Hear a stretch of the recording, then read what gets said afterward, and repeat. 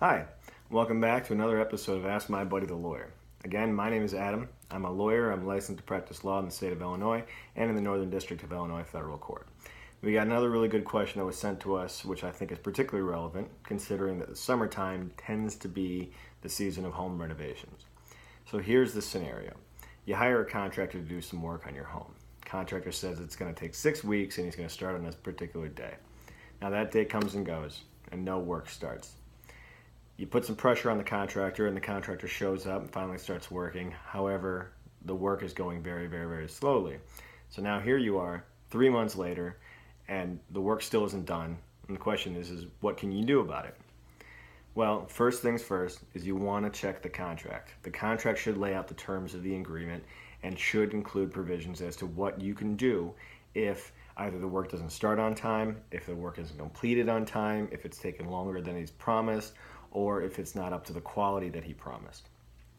If you need help to review the contract to figure out what your options are, it's always a good idea to talk to a lawyer and they can help figure out if you have an option to withhold payment, if you can request a refund, or if there's some sort of discount, or what other remedy you might have available under the contract.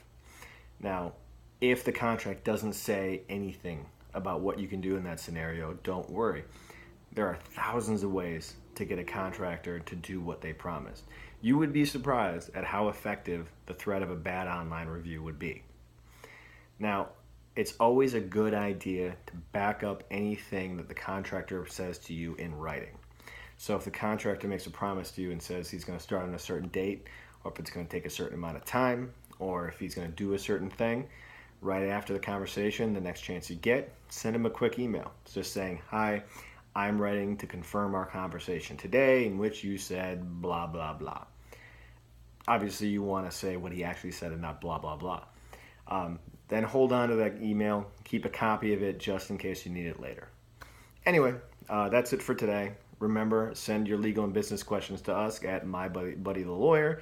You can send it to us on Facebook, on Twitter, and via email at the addresses below. Thank you, and I'll see you around.